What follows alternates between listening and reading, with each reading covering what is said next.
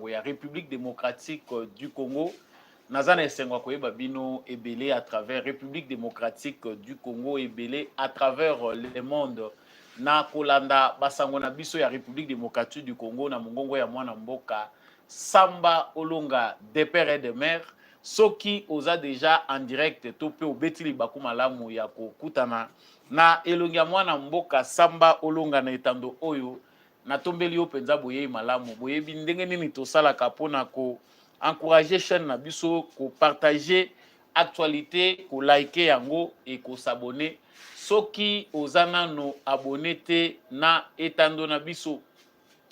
Justice ya Nzambe erataka te, justice ya Nzambe moto moko te a échappaka na contrôle nango. Soki oko échappé na contrôle ya mokili yebaki Nzambe ba échappaka ye ata moke te.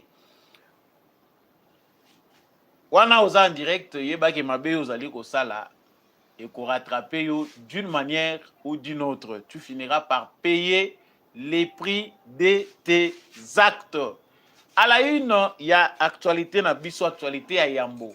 Et sengeli toye ba ete budget topé projet de loi il y a finance pour na exercice 2025 ezalaki voté mokolo ya lobby na parlement. Ezali penda moment oyo bakongole musu balandaka me bakongole musu balandaka penza te po tozwaka penda ngonga te ya kokota penda na mozindo toyeba nini ezali koleka po na avenir na biso na mikolo ezali koya. Après débat ba intervention kilikili budget ya 18 milliards de dollars nde yango ezalaki voté na proposition ya première ministre Mama Judith Suminwa sort na biso ekozala nini. Outre ba critique na lecture ya ba député yo poza komona budget wana ndenge nini. Est-ce que changement ekozala entre 2024 na 2025? Qu'est-ce qu'il y a d'important? Ndenge tomoni ba député na biso malgré nyonso oyo bango ba critiquaki to pe ba portaki comme suggestion, ils ont fini par dire oui à ces projets de loi de finances. Ba intervention ezaki kilikili Godem Poyi, Matata Ponyo, Eliezer Tambwe na kati émission oyo tokosala pe analyse ya oyo lobamaki kuna toyeba intérêt na biso ba congolais ezali wapi matondo na yo mutondimi kokota na etando oyo sepelaka na mwana mboka Samba Olonga na banalise na ye. Veuillez déjà partager les lives de cette émission et surtout liker et n'oubliez jamais de vous abonner. Sango ya mibale tokolobela na kati ya actualité na biso esengeli toyeba te Bureau national ya Conseil d'apostolat et de laïque catholique du Congo bazali ko recommander de garder constitution actuelle avec un Congo uni au lieu d'une nouvelle constitution avec plusieurs entités occupées ou détruites qui échappent au contrôle du pouvoir gouvernemental. En tout cas, danger oyo bango bazali komona na initiative au mokonzi ya mboka zui baza komona keza mabe makasi bazali ko inviter Félix Tshisekedi à préserver paix na unité oyo bango baza komona kezali cher. Wana bango bazali ko rejoindre oyo 5 a lobby oyo CLC a lobby banani baza sima ya ba organisation oyo. Est-ce que démarche na bango ezali ko respecter démocratie toté? Nani azana sima ya bato oyo bazali ko prétendre koloba na kombo ya bayi catholique na émission oyo Samba Olonga kolimbola na bino penda toyeba na moment oyo tourna ezalaka na mboka na biso tozaka na acteurs ebele o ba intervenaka. Mais qui sont souvent derrière ces acteurs? Na émission oyo tokondimbola ndenge tomesanaka tokolobela pe na kati ya émission na biso musala o ba FARDC na biso bazali ko continuer ko sala. Il faut toyeba ete bitumba penda ezali inévitable entre Rwanda na République démocratique du Congo. Guerre et armement oyo ezali kolakisa quelque part face cachée ya président Félix Tshisekedi na stratégie na ye pour na commettre fin na agression oyo tozali ko subir na est ya République démocratique du Congo. Drone ya ba FARDC, drone moko ya ba RDF après série ya mibalo ezikaki moko lisusu lobby ezikaki batumbaki yango na système ya défense anti-aérien oyo ezali installé ya armée ya République démocratique du Congo. Nous y revenons pour en parler. Merci à tous ceux qui nous rejoignent dans cette émission. na pesi bino encore matondo mingi ndenge bozali kobeta penda libaku ya kokota na etando oyo to pe émission oyo pona koyoka ba analyse to pe ba commentaire ya actualité ya République démocratique du Congo elongo na mwana mboka Samba Olonga. Soki oza en direct, veuillez déjà partager les lives de cette émission, likez, surtout abonnez-vous. Laissez-nous un commentaire depuis wapi ozali kolanda biso na République démocratique du Congo.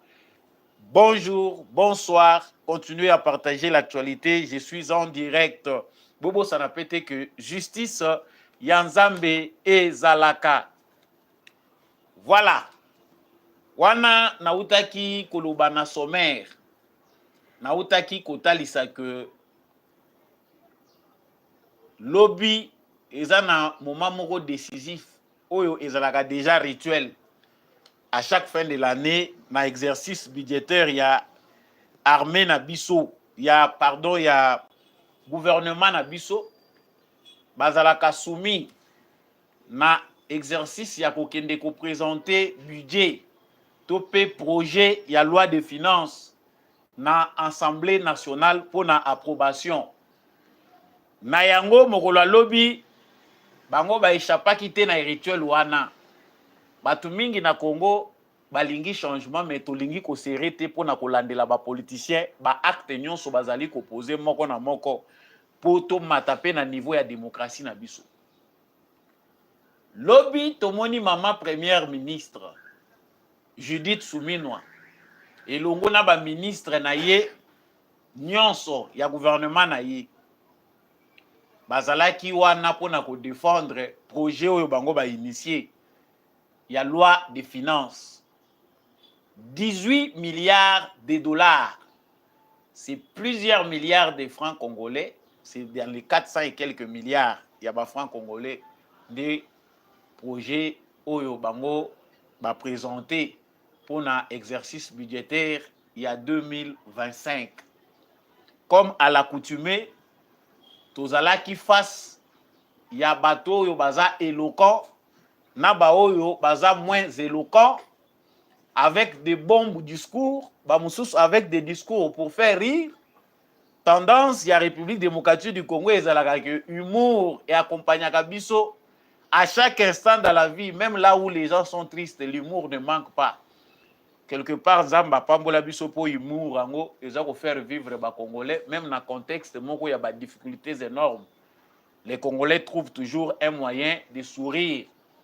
Parce qu'on a cet humour-là naturel. Les députés peuvent échapper à quitter. Mais avant na moi quelques interventions. Oyo, ya makambo eleki na kati ya Assemblée nationale pour na examen ya loi wana des finances, projet wana. Nazali d'abord kozwa chiffre oyo ba présenter biso awa ya 18 milliards. La question que je me pose à travers les différents médias naza koleka ezali que c'est vrai. Ça, c'est ce que la première ministre a proposé. À l'objet des améliorations, des makasi par rapport à le budget où il est cas. Les soucis, il y a budget où il que et répondre à l'aspiration profonde du peuple congolais. Bateau bazako le salaire téléma et continuer kotambola et ainsi. Mais 18 milliards de dollars, tant que ça par rapport il y a 6 ans passés, na Dengue Kabila Tikelaki Biso, nous étions à 4 milliards de dollars. Bon, bazaye ko kosa biso soki 6 milliards. Les lots, c'est 4 fois plus. Mais pourquoi il y a toujours des remords? Ba Congolais ba continuer à murmurer, social il y a ba Congolais qui continuer à poser problème. On parle là bien de 18 milliards. La conséquence, il y a 18 milliards et que balobi ango bien. Ba proposer paye. Ba chelibino na kati ya agenda ba tracer les bino. Ponga na kamwa ezalaka pe secrété. Et lo kwango après que ba député ba examiner yango, bo tchaka yango même en vente, bo photocopier biso yango. Bo tchango na RTNC ou bien bo tchango en ligne. Comme ça, na cadre pe ya vigilance citoyenne, biso pe ba congolais longo na ba député na biso, to kokipe kozala na possibilité ya kozala en possession Il y a au gouvernement na biso à prévoir na projet, il y a loi de finances, nini ekosalema na 2025, ce n'est pas un secret. Mais tout le monde on dirait comme on dirait loko moko boye, so otali bien, eza na biloko na cadre de la démocratie eza la luxe te. Je peux aller à l'Assemblée nationale, je peux aller chez la première ministre, kosenga ke bapesa ngai projet wana. Ezali classé secret défense te. Mais na mboka na biso eza luxe parce que baza ko boya ke omoni bato a miso ebele milai o tozalaka na kanda ya nzala wana oko okende ko vérifier. Conséquence, il y a 5 ans où il est ezali que Félix Tshisekedi seul a la volonté penda ya kolinga ko changer mboka. Mais ça na ba projet o ezongaka chaque année. Okozoyoka kaka nzela wana bazongisaka ngo kaka. Banzela wana bazozongisaka ngo. Soki ba lancer misala o esengeli esala 7 mois. Yeba que ekokota na exercice budgétaire 3 ans. Ba dekesaka kaka mbongo pona nzela moko wana. Ah nazali koloba, naza kopesa kaka mo exemple ya moke. Wana ezo kokota na actif ya Sama Lukonde. Tango tokei na makambo etali francophonie na ba infrastructure o ezalaki prévu pona ko permettre que basala yango. Makambo naza koloba, ba député kuto ba lobela yango te. Soki bokei, vous allez trouver que il y a des infrastructures jusqu'aujourd'hui etikala inachevées. Ba voie d'accès na stade des martyrs. Or mbongo ezali décaissé pour que toutes les voies d'accès na stade des martyrs, banzela ya Kasavubu, o ekotisaka batu na martyr, que ça soit na est, ouest, nord, sud, stade des martyrs eza bongo. Makambo nazo lobo pour ceux qui habitent Kinshasa, allez voir catastrophe au babita ya coin wana baza ko vivre. Moi bandambo ba beton ba banda, ils ont tout abandonné. Lelo yo baza na ba projet mususu. Ils ont oublié ces coins-là. Et pourtant des millions de dollars et bima. Yanga naza koloba ke c'est bien bon pour les lobiso nyonso to ya kokoma ba opposants tant tozo komona ka clarté. C'est bien bon aujourd'hui de nous présenter un budget de 18 milliards. Impact social ndé muto déterminaka. Toza ko avancer toza ko reculer. Tant bazoye bisa ba congolais que aliro tozo komonela ba institution na biso. Même si to komi na budget à 50 milliards, les politiciens seront les premiers consommateurs. Bato yo ba réussir kozwa ba poste politique to pe bato yo ba koti na ba institution nde mutu ba kozala ba vrai bénéficiaire. Le peuple congolais risque de ne pas se retrouver. Soki to lobi ndenge wana bato musu bazo kanisa ke ezali na kozala ba popo moko partisan. Mais allons-y dans les faits. J'entre maintenant na débat na bango na kati tango baza koloba. Aujourd'hui, professeur Gordin Poyi, à travers intervention naïe, parce que c'est un professeur d'université, atalisi à lobby que elenge mobali oyo toke jeune nyonso mwasi to mobali oyo a commis inspecteur financier azali na droit ya ko toucher salaire ya 12 professeurs d'université. Bandeko na ngai toza batu ou bien toza batu te toza na mutema malamu toza na mutema malamu te. Bazo koloba ngo bien balobi yango congolais nyonso ayoki. Il y a de quoi révolter tout le monde. Muto abandi carrière sika, inspecteur financier, pour asala kaka contrôle, ya makambo etali finance. Mais salaire na ye ezali 12 fois salaire ya professeur ya université. On ne peut même pas parler dans les likambo etali député national, on ne peut pas parler de sénateur, on ne peut pas parler de ministre. Vous avez vous-même la conclusion. Je ne peux pas aller plus loin dans ma propos, monsieur Agodem Poyi, azalaki très technique. Ba Congolo ba landaka. Ba yoka kakiza na bato tango azolo bazana mwa souci ya mboka, mais soki akoti na makambo ezali ya kosalela mutu na mutu ase noyer na ba intérêt na ye. L'éducation, atalisa lobi éducation ya bana ya Congo eza kokufa parce que ba professeur à tous les niveaux baza kokipe bango te. Aujourd'hui, la scène politique congolaise est remplie de politiciens congolais. Ba politiciens, ba tondi na politique, c'est parce que on a négligé l'enseignement, on a négligé batu oyo baza censé former ba ministre à lobby, ba cadre à lobby, ba dirigeant à lobby. Les professeurs ont fini par sécher de donner cours. Atala lobby soki naza politicien na bongo ya ngai, na kuta ina poste ya bien je suis millionnaire.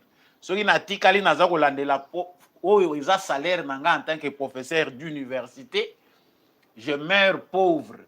La conséquence est que nous avons plusieurs professeurs en politique. Bakomi lokola bazoba, vous excusez un terme, c'est peut-être choquant, mais en termes ya kosalela, baza kobima bazoba. Parce que baza ko échouer na exercice ya vocation bango baponi ya politique. Parce que ezalaki vocation na bango te. Soko talandi Godin Mpoyi ndenge azoloba, Olandi Matata Ponyo ndenge abimi azoloba, vous êtes séduit par ce qu'ils font sortir comme idée pour Namboka. Ozo sentir pendant que oui, muto aza na matière.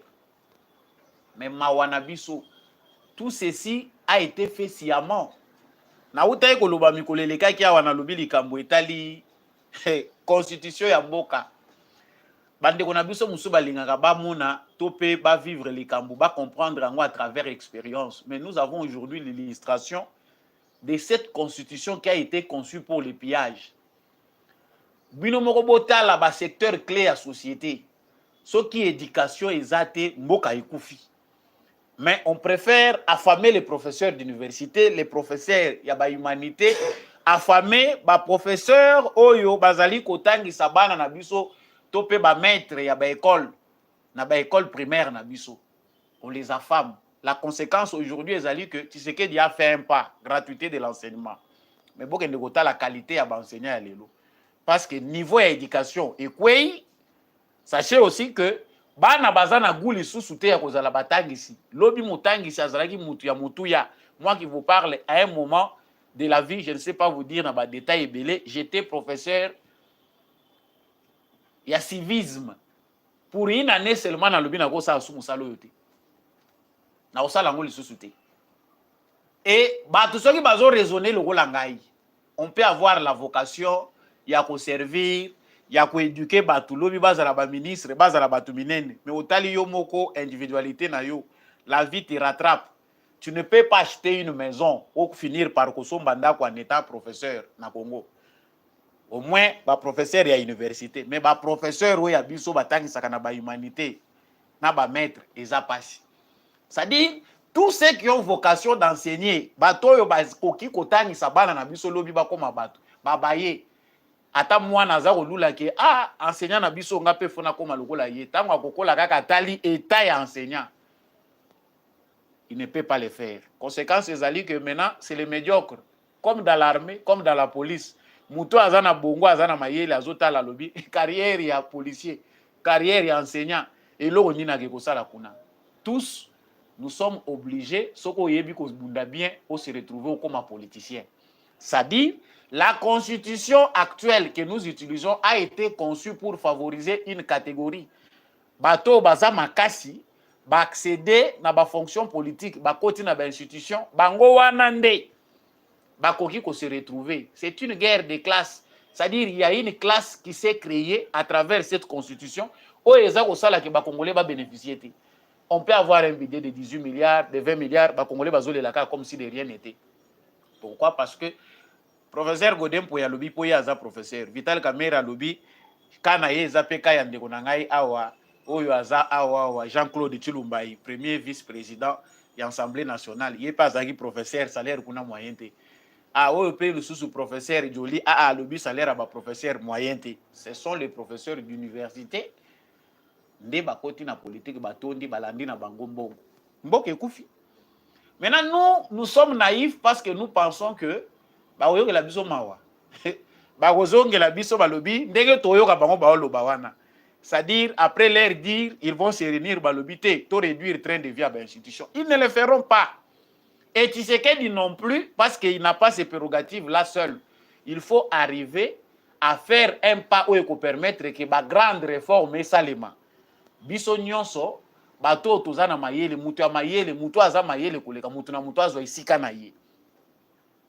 Voilà ce qui peut être fait. Ce qui est là, c'est qu'en 2025, la priorité au salaire des ministres, des députés nationaux, des députés provinciaux, des conseillers communaux, confusion, cacophonie entre les pouvoirs, le gouvernement national, le gouvernement provincial, et puis les médecins, les professeurs d'université, les relayés au second plan. Chers Congolais, nous avons intérêt à changer notre constitution. Les grandes réformes, qui créer grand bouleversement pour réduire le train de vie à l'institution, il faut toucher la constitution na biso. Il faut constitution échanger. Sans cela, ba réformer nyonso tokosala. Topé ba modification, réduire le train de vie, essayer d'enlever, défalquer quelque chose pour que les autres vivent. Nazela ki bangonde baza koloba lobby dans l'Assemblée nationale, Moutamotema Malamu a évoqué problème où ezali d'ordre général. Notre constitution qui favorise une catégorie, c'est-à-dire les politiciens, ceux qui sont dans les institutions. Et ceux qui sont dans les institutions, là, ils n'ont rien que l'animateur. Les fonctionnaires dans ces institutions-là, mais il y a un débat qu'on fait de la constitution, où un député mon côté a évoqué. Vous pensez que les trains de vie des institutions est réduit? Décider que nous allons revoir nos salaires. Non, il y a des institutions qu'il faut supprimer. Ce qui est la lobby constitution à Sika, ndenge ezali souhait, ya bato bazo comprendre mboka nde ezotambola. Toko kozala na parlement bicaméral te. Ezala lisusu à deux chambres. Sénat oyo ya 100 et quelques députés ezo servir biso na nini. Vous verrez que ce sont des millions dépensés pour rien qui peuvent réduire le kuluna dans la capitale, qui peuvent créer une chaîne d'emploi pour le kuluna. Mais Zambongo toujours peut savoir soi-disant sénateur. On ne peut pas avoir une assemblée nationale ou bien même chambre 500 députés, c'est trop. Pour basala nini, pour eloro nini, invention nini bayaka nango. On voit que ce sont des institutions qui ont été créées pour des pillages, pour que tout le monde azala va participer nango. En réduisant le train de vie de ces institutions, nous sommes clair. Congolais nous sommes que voilà, mbongo ezali. Mais mayele wana ba Congolais malheureusement. Est-ce qu'il y avait des Congolais? Moi, je suis passé par là, moi, quelques jeunes, le Golangai, âgés, manipulés par certains partis politiques. Mais c'est le moment entendu par les Congolais. Et un moment où les Congolais, il faut se mobiliser. Ce qui te moni action moko concrète te ou changer social ya ba Congolais beaucoup bima wati. Voilà un peuple qui sait se prendre en charge. Mes chers Congolais, je suis déçu parce que maturité ou ya biso eza ko continuer ko pesa biso kaka inaction. Na pesa ki lesese moko lo mikoleleka ki na lobi Congolais azalaki na singa bakata singa me Congolais comprendre kati. Bato balandaka nga bayebi lesese wana tata moko ayebisaka ngai. Tababa kangi na singa 18 ans. Mukolo baza kofungola singa ya ntaba. Bakati singa po ntaba akende partout alingi kokende. Akende koluka bisika kolia matiti ya mubesu awa nyonso ekauka. Il a fallu beaucoup de temps dans ntaba wana pour comprendre qu'il est libre. Ako kende partout. Donc ba monika mikolo ezo kende lelo lobi tabazo balukaka esika moko mais balobi men taboyo to fongoli po akende. Mais parce que la chèvre était déjà habituée. Na prison o déjà bakangaki, ça a pris beaucoup de temps pour que ntaba mesana kolongwa kokati sa kendata musika. C'est un peu ndenge congolaise. Tshisekedi a amené un vent qui laisse les Congolais libres. Mais on attend de voir ce que les Congolais réellement conscients font de leur liberté. Te bolobelaka makambo wana biso tokobanda koloba jusqu'à quand on est un peuple inerte. Peuple oyo abujaka te lipe mata carburant bakitisi prix ya carburant transport ezaka ka likolo ezo continuer kaka komata. Les Congolais ne disent rien bafandi na bango mais peuple nini oyo eloba mwana mobali oyo peuple nini oyo bino bozali. Donc là ezalaki commentaire na biso par rapport à ce qui s'est passé au Parlement. Félicitations à Godem parce qu'il a dit certaines vérités. Aza professeur, il a dit des vérités claires. Grande sociale bazela kangote printemps arabe et yaka kaka na makambu oyo ezalaki crise kaka ya économie na bango yango muto esalaka que printemps arabe et ya bozo mona bino moko que ba tension ezo mata partout ba nyonso bazo réclamer ba salaire. Ça veut dire qu'il faut un changement d'ordre général. Ceux qui gagnent des millions, qui les gagnent facilement par mois, doivent comprendre que ezali sous explicable était na mboka oyo misère et l'équiboye na moi moko zo se retrouver millionnaire. Po biso to yeba te makambo elekaka na ba institution na biso. Mokolo ko yeba pendo koti na mozindo ko loba memboko eza mboka nini. Nous pouvons fabriquer chaque mois des millionnaires qui sont des politiciens. Oyo mbongo na bango tellement que eza ya moyibi, moyen et demboka eza te. Parce que l'argent volé, bien mal acquis, ne profite pas. Ils vont faire la folie, acheter des villas partout. Oyo bazo ko entretenir te, ba koki jamais ko canaliser mbongo na bango na entrepreneuriat oyo ko créer ba vrais emplois. Mbongo ya bango ekotinda bango ba bosana na bandako na bango. Ba bala basi 50.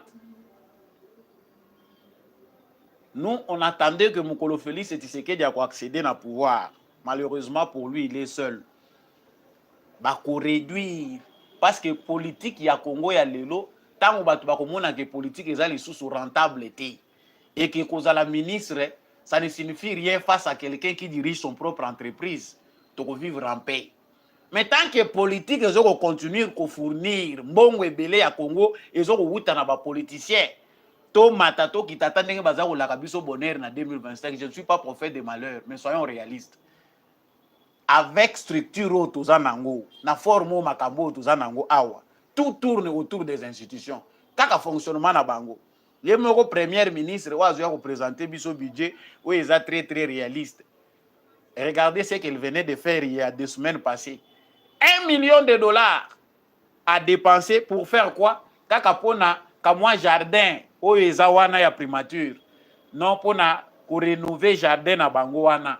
Oyo batie bikeko ya ba ministre nyonso tozwa. Mukolo to koma na 200 ministre na kanisi na banza ba bikeko ekozala 200 premier ministre na kati ya jardin wana. Abimisi yango babimisa 1 million de dollars pour rénover. Ça montre quelque part que malgré bazako sala nyonso bazo sala, dans leur cerveau, il n'y a pas de priorité pour le peuple congolais. La priorité est dans les accessoires. Nazuita mingi na sujet oyo parce que ça préoccupant. Normalement ceux qui tozo koloba na ba chaîne na biso toleki tozo kolobela makambo budget, les Congolais ça les intéresse pas. Ba Congolais muke nde balandelaka bayeba mais mbongo ngo ya mboka tango ba décidaka nini ba kosaila ngo basalaka nini. Oyo euti koleka des dépassements budgétaires, présidence, dépassement, parlement, dépassement budgétaire. Il faut que tout na bango mbongo bango ba dépassaka nango ba budget, ba tchaka ngo wapi ekendaka wapi. Au finish. To fongola misu. Matata Ponyo abetaki libaku kuna pe na kati ya Assemblée nationale abeti libaku po député moko azayi koloba aza kozwaka ba sujet na ba ministère nyonso. Mayeko koma na point moko abimisi muyibi moko abata makala. Alobi mais même si les propos ya député eza ya ko condamner. Le député dit aza ko encourager alobi il faut construire chez vous. Construire chez vous ana aza koloba nini alobi. Il donne même l'exemple de Matata Ponyo alobi. Même si c'est l'argent volé, mais on a vu une université construite au milieu na kati ya province ezana no développer mais université à Sika. Même ceux qui mbongo ezaya moyibi mais quand même il a construit chez lui. Dans la mentalité à bateau biso tozo kotinda na parlement. Donc quelqu'un qui encourage les vols malgré eza moyibi mais au moins ça a servi à construire chez nous. Est-ce que toko koma na niveau ya ndenge wana? Ça veut dire nous avons validé, on a institutionnalisé les vols, encouragé ceux qui travaillent dans les institutions de voler la République pour construire chez eux. Mais, Matata Ponyo azwaki yango mabe. Alobi mention il faut na réagir. Aye ko réagir alobi, il n'a jamais volé. Et ça ambition na été. Il avait écrit na ba institution ya contrôle pour ba kende ko auditer na engagement na été tango travailler ki na BCECO. Que ça soit comme ministre de Finances, que ça soit comme Premier ministre. En tout cas, bah, répondant qui était audit, et c'est là qu'on s'est les maté. Bah, audita été. Quand attend quoi, si c'est loba, tout le monde tweet, il y a vieux Gilles Alingeti. Il je fais un peu mine ici là, on a répété, il je fais ça quand n'engage zala qui ou bien n'engage. Ils sont peut-être ça va provocation belé. Gilles Alingeti a lobby, Matata Ponyo a kosi. IGF, pardon, Inspection Générale de Finance, et l'andela qui dossier à Matata Ponyo paye le bagi que Azali, auteur présumé, il y a pas détournement, il y a plus de 200 millions de dollars dans le projet à Bukangalonzo. Ce qu'a lobby qui rapport et ça le maté à Kosi, l'IGF avait enquêté, et puis il y a Boya qui rapport. tala niveau tokomi. C'est-à-dire mutu aza capable ya koyiba ebele ya ba million boye pe aza ko s'imposer alobi que juridiction telle ko sambisa ngate a mutu ko simba zanga te parce que nazalaki premier ministre. Ça doit enseigner les Congolais sur la forme de notre État, l'organisation de notre État. Il y a des intouchables chez nous. Maintenant, on va dire que la constitution est liée à Makambo Nyons, bino bolingite. Avançons, ça c'était pour ce qui s'est passé là-bas. Nakoko bossa na pété Makambo eleki à Jean-Pierre Bemba. Toko zelape moi na mboka Jean-Pierre Bemba banda comme ministre il y a transport azoko lobate. Mais lobby je crois l'ingagi loba. Mais on ne sait pas ils ont conclu comment parce que ba umela ki pe na makambo na bango. Eliezer Tambwe atangi na kati ya ebele ba document o bango basangisi. Eliezer Tambwe alobi baza ko prévoir na 2025 jusqu'à 60 avions. 20 ya boye, 20 ya boye. Alobi mais biloko oyo ekokokisa mate ekokokisa mate. Qui a prévu d'acheter tous ces avions? Qui a prévu? Est-ce que bakokokisa ngo to bakokokisa te? Oyo eza biloko ya kobakisa ka ba promesse. Pourtant bato ya komolandela ngo bayoka kanda.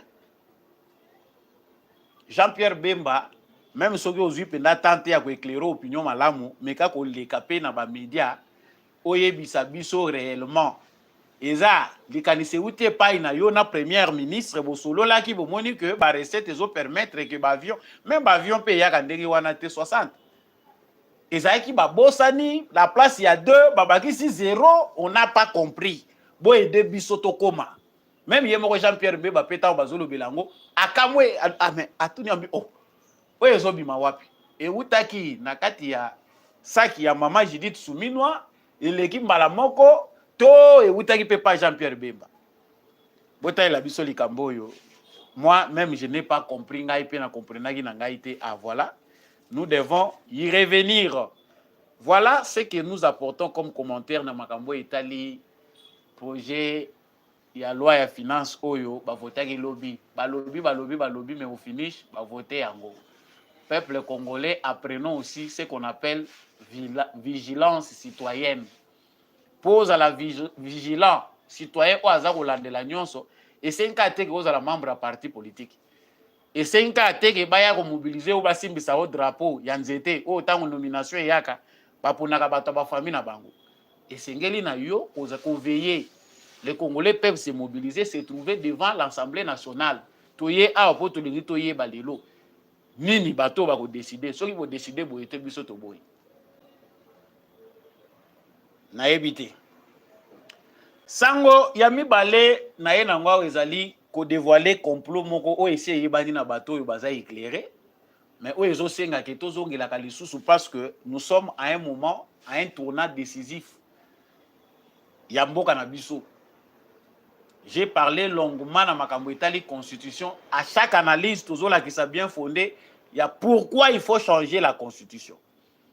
Mais le Toyoki Bureau national, il y a Conseil de l'apostolat et des laïcs catholiques du Congo, KLC, ba sali déclaration na bango. Na bango oyo, en résumé, bazali ko recommander de garder notre constitution actuelle avec un Congo uni au lieu d'une nouvelle constitution avec plusieurs entités occupées ou détruites qui échappent au contrôle du pouvoir gouvernemental. Nataki phrase oyo na français bandeko po langue eza officielle langue bango ba utiliser bino moko boyoki yango place ngai na yoki ezo sonner balobi il faut qu'on garder constitution oyo avec plusieurs entités occupées qui échappent au contrôle du pouvoir gouvernemental. Soki toboyi constitution oyo tolongoli yango elakisi que esili mboka ekabwani wana ezo kouta na banani conseil bureau national ya conseil d'apostolat de laïcs catholiques. Il y a à peine 3 jours 5 jours passés j'ai pu oublier mais bino pe ba musu bozo kolanda biso boyebi batu ya senko bazalaki kolobake bazako exhorter à veiller à ce qu'on ne touche pas aux articles verrouillés que nous avions protégés ensemble quand vous étiez dans l'opposition veillez à ne pas toucher la constitution Wanezali 5 ans. La constitution congolaise garantit la liberté d'expression et d'opinion. Wana eza obison to yebi ata oyebi ta article ngo komo nango nini oyebi ke koloba eza lisumu te na mibeko ya mboka Congo, mais bakomi pe wana eza na nuance o batie na linéa elandi sous réserve ya respect ya mibeko ya mboka Congo. Awa tomoni ba petites organisations nyonso au sein ya église catholique etomboki lisusu ebimi pona nini Tshisekedi azui initiative ya ko changer constitution. C'est quoi Telemi, CLC a Telemi, oyo pe soki euti lisusu wapi soki conseil d'apostolat de laïque catholique et Telemi lisusu. Non au changement constitutionnel. Initiative ya Tshisekedi pona ko rappeler d'abord avant to kota na oyo bandeko baza ko sala ezali constitutionnel. La constitution actuelle permet au président de la République d'initier la révision, la modification ou le changement constitutionnel. Ezali prévu par la constitution. Pour constitution te moko na monde évolue à la modification nango. Toute constitution évolue avec le temps. Na ba réalité ya mboka to pe espace moko donné. La nôtre, les lots, Félix Tshisekedi a initié à participer les pourquoi yé alingi que constitution ya Congo to simba yango to rendre yango conforme na ba réalité na biso. Mais 5 ans na ba organisation amike oyo avant de parler opposition. Sur base de article nini ya constitution ya République démocratique du Congo bazali côté le Mela Tshisekedi parce que c'est ça la loi. Président Moutaza na initiative, parlement pe bako kozwa initiative wana, un groupe ou une fraction ya peuple congolais bako ki pe kozwa yango, ainsi de suite. La constitution a prévu moutounion so ya koyi kozwa initiative wana. Mais bandeko na biso baza ko telemela Tshisekedi balobi ke soki o toucher na constitution o lingi mboke kabwana. C'est même langage là toza ko yokango na Katanga où on peut entendre quelqu'un Abimina communiquer na ye, lui qui gère une petite organisation mallette, mais à lobby au nom de tous les Katangais, l'opinion katangaise. Français oyo na Congo, nga nazomona photo banir yango. Voyez l'orgueil du français et les termes. Moni balanga ko sangisa oyo ozwi monoko mboka osangisi oyo. Des fois, toza désorienté, toza ko yeba ko s'exprimer malamu te. Quand on a 3 langues, on ne sait pas la vôtre c'est laquelle. Cacophonie a boye salemaka. On a tendance à comprendre que na parole en public, oyo biso mingi ba africain, les Congolais en particulier, oyo tout ça la ka usage ya français. To abusaka ka na ba terme oyo to utilisaka. Polysémie ya ba terme na français. Eza ko sala qu'il y a des gens qui utilisent des mots sans savoir véritablement leur sens. Bande ko bazo bima balobi biso peuple katangais biso opinion katangais toza ko telemela mutu nyonso aza ko boya ko changer ko lingi ko changer constitution tozo yebisa Tshisekedi ya bombango. Oui, l'expression est libre, mais il faut qu'on explique na bateau boza ko utiliser que la même constitution que vous ne voulez pas qu'elle change a donné ces prérogatives là à Félix Tshisekedi ya ko initier changement na yango. Le fait que peuple oyo aza lokola analphabète politique eza ko rendre biso tâche difficile na Congo. Tout a été préparé pour que biso tozala bato toza ko comprendre te na environnement nini toza ko évoluer. Voilà pourquoi les Congolais aujourd'hui sont facilement manipulables.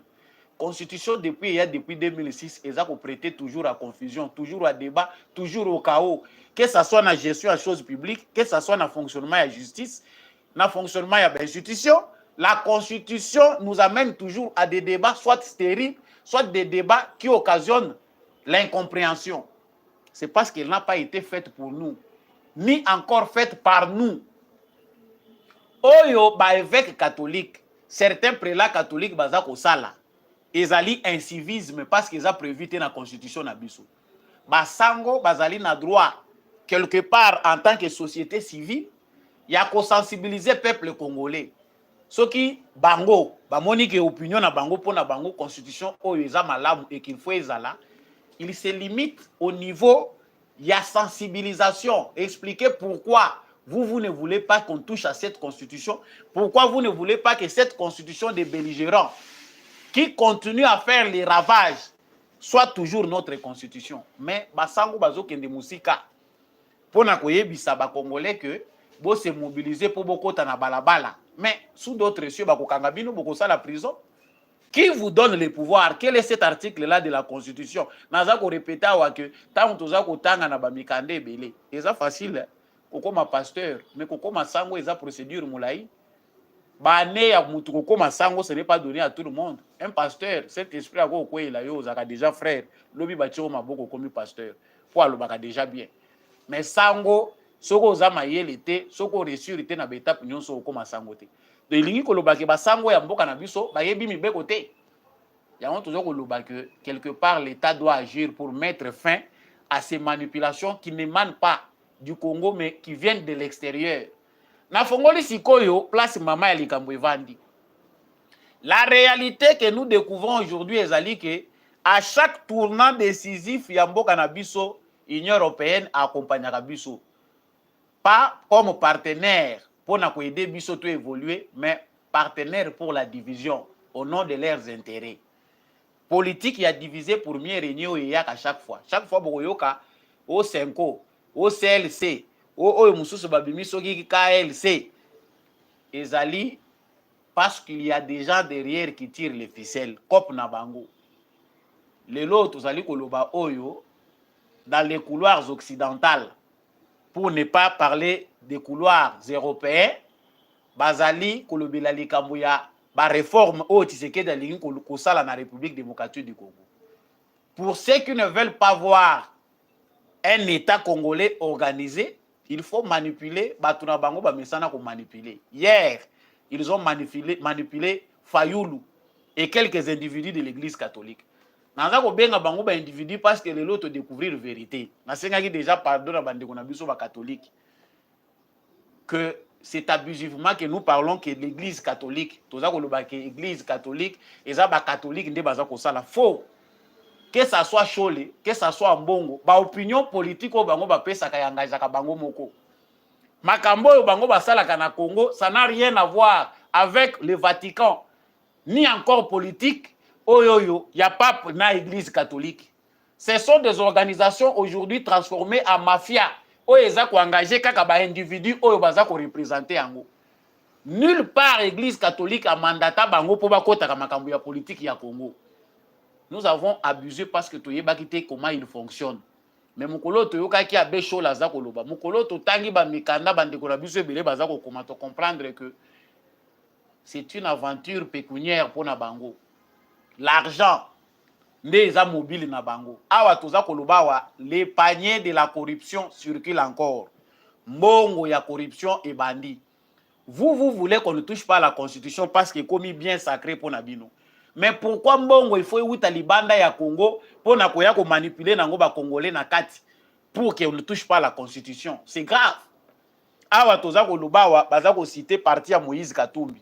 La muka ya Martin Fayoulou na basango. L'argent circule déjà même à Kinshasa, comme à Lubumbashi, et voire même au Maniema. Baza ko kabola mbongo na ba organisation ya ba jeunes pour que le moment voulu, bakota na balabala, basa la désordre pour empêcher que Tshisekedi ne change pas la constitution. C'est vrai, vous pouvez avoir raison. Mais pourquoi mbongo eza ko wuta libanda ya mboka pona kolinga ko déstabiliser na Congo? Makambo na zako lobo boyeba ke mikolo zako ya bokoyoka ba détail na ba preuve nango. Tango bokoyoka ke batu ba lokoti bango ba se retrouver na aner au régime ya Félix Tshisekedi ezali ko kanga ba opposant, on veut faire taire ceux qui ne veulent pas qu'on touche à la constitution. Awa na zako loba ba service à renseignement eyebi. Lobby moi tentative moko ya moi quelques jeunes ba bimaki na balabala.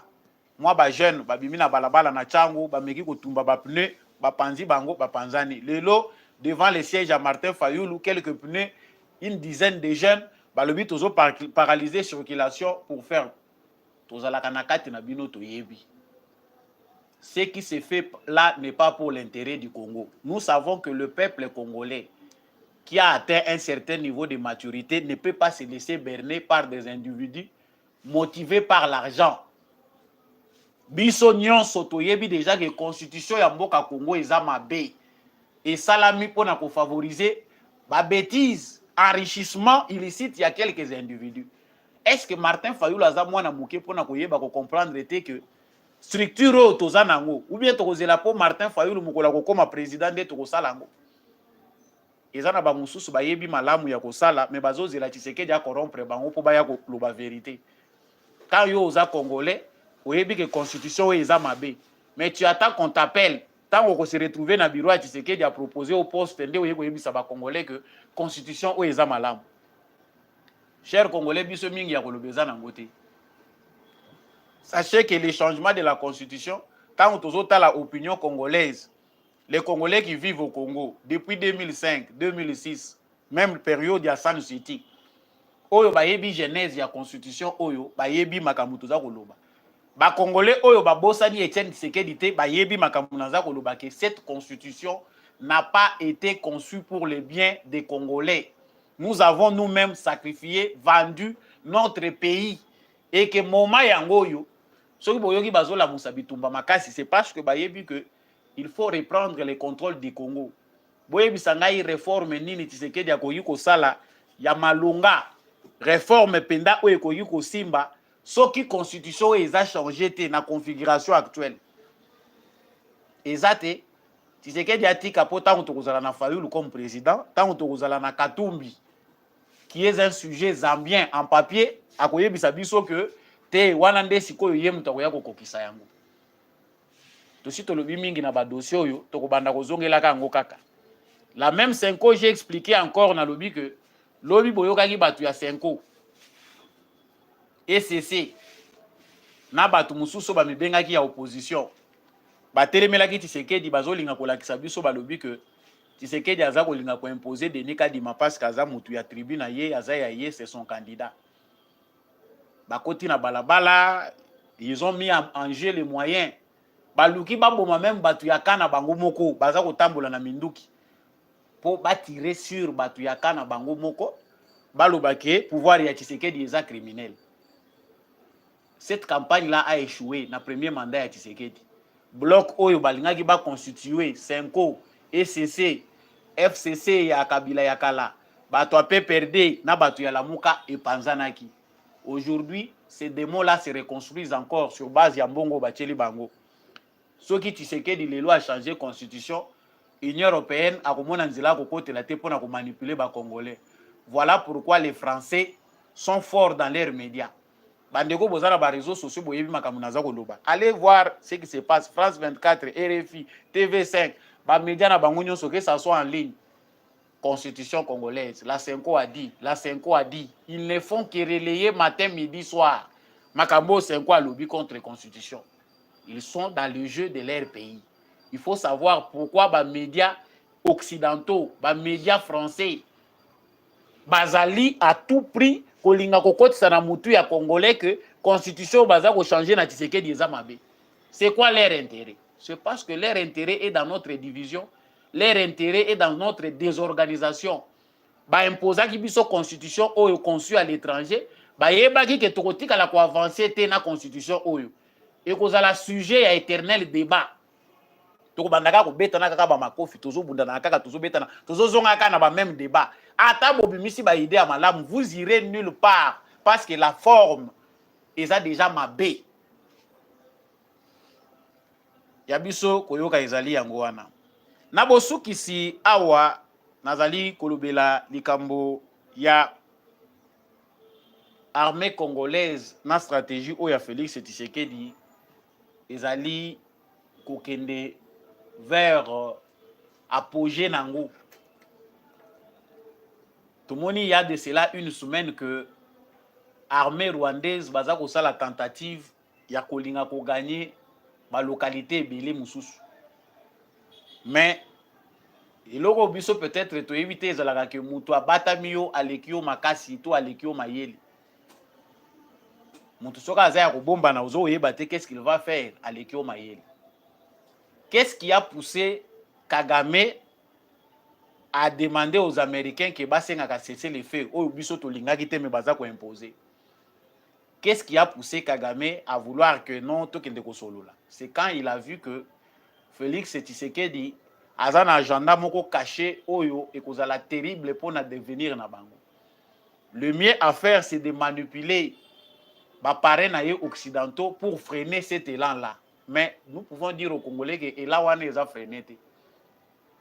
Na stade oyo comme soki Congo a guerre na Congo, à moins que avion de chasse américain na français na européen et violer territoire congolais pour na koya ko bombarder biso nyonso ba congolais. Sinon c'est le Rwanda qui disparaît. On voit que un Tshisekedi oya misali zoba aza plus fort que bango oyo baza ko mimona makasi pendant tout ce temps ndenge eza koleka. Stade oyo komi Rwanda zui soki système de défense anti-aérien Congo pe azui aye. Tshisekedi a profité de l'aventure occidentale au bango bakanisi ke baza kolalisa ye pongi pour créer des voies d'issue oyo ko permettre ye que a positionner armée na ye comme une puissante armée en Afrique centrale. Même ba officier belé militaire ya FARDC ba yebaki stratégie à Tshisekedi quand il a dit que je vais créer naza na vision à former une armée puissante en Afrique. Batu belé balobi il promet trop aza koloba ndenga aza koloba. Ba mususu opesa biso bubundeli banda ozwi ozoza bibundeli bazo somba bazo stocker yango. Bitumbezalaka na bibundeli te bitumbezalaka bongo. Mais awa toza koloba même lui Kagame a compris que ça devient chaud. Dans l'espace il y a une semaine 5 drones ya ba Rwandais oyo d'habitude biso tango tomonaka omoni ba gagner village ba yebi ke ba village ebelo ba gagnaka izalaka presque vide. Là où il y a les habitants basalaka nini ils envoient des drones kamikazes marabani na bango pona ko déstabiliser ko embrouiller population na divagation à population ba ye kokota. Les Rwandais ne veulent pas que la guerre se passe chez eux. Donc on a biso toza na terrain monene, il faut pas continuer à envahir biso po bitumbe sou que les pas na biso. Ce qu'ils ne savent pas c'est que Tshisekedi a déjà une bonne position et là Tshisekedi a koyi kolobate ezali que maintenant Russie na Chine, je vous autorise beaucoup en guerre de manière directe, prenez tout ce que vous voulez prendre au Congo. C'est ce que Tshisekedi ne peut pas dire ouvertement. Mais ça s'est fait de manière politique et stratégique. Bango bakanisaki que soki balobi que toza na système anti-défense aérien ezaka fait pour les Rwandais. C'est aussi pour les Congo. Ba matisi ba moni ba frappa ngo eziki ekwei. Ba matisi lisusu ba frappa ngo ba moni eziki ekwei. Nous nous approchons vers une guerre inévitable. Yango c'est l'équivoque totiki moi virgule au totiki pour olia kocha point ezali que si les occidentaux qui ont inventé ce qu'on appelle guerre à l'est du Congo n'arrivent pas à maîtriser leurs poussins oyo bazali Kagame na Museveni, ils vont regretter ce qui va se passer au Congo. Bato bazoka Tshisekedi azazoba il est traître parce que il ne fait rien. Azo continuer kaka ko voyager te ndeko na ngai oyo abatami yo aleki yo mayeli. Tshisekedi est différent, il y a Lumumba na Laurent Désiré Kabila kaka parce qu'il est imprévisible. Makambo aza koloba na waza ko sala eza ndenge mususu. S'il n'était pas cela mbele basi babomiye kala. Voilà ce qu'il faut dire. Félicitations à notre armée. Biso aussi to sinagi na biso déjà bitumba. Mais laissons aussi la sagesse de Tshisekedi de nous faire atterrir en douceur. Leader azalaka moko. Soit on le fait confiance, soit on ne le fait pas confiance carrément. Sécurité à Tshisekedi biso mutozo garantir yango te zanzambe. Soka lobi ke Tshisekedi akokufa, nous ne pouvons rien faire contre ce que Dieu a dit. Mais biso tokoyi ko sambela pour que sécurité à Tshisekedi ezala plus que autres za komona visiblement. Émission na biso ya mokolo lelo ekomi penza na suka samba olonga lelo azwaki mingi na bino banalise ici la raté to continuer nango toujours na etando oyo soki apreciaki émission oyo kobosa na ko like te like yango penda malamu partager émission oyo na voisin ye pas à éclairer lokola yo soki penda apreciaki yango tika pe commentaire depuis wapi yo landaki biso na République démocratique du Congo. Depuis wapi yo olandaki biso à travers les mondes. Merci Nandekombi à Chako azalaki derrière caméra comme d'habitude pour que émission oye comme na bitando na bino matondo mingi n'apôtre Gérard Kabeya Tchovo matondo na l'homme de la vérité des urnes Jean-Louis Timbalanga à papa Maurice Kikangala papa Michel Lumakaso matondo mingi na papa Boniface Mpunga, papa Fredi Ngwama, papa Paulin Chika. Merci mingi na mama Ani Masamba, mama Billy Bilonda pe mama Lisette Mumbendu. Ba nyonso bolingaka émission Oyo. Je vous aime beaucoup. Continuez à soutenir cette émission, continuez à partager. On est ensemble. Wazalendo na motema, FARDC na motema, tokutani prochainement na émission Moussus.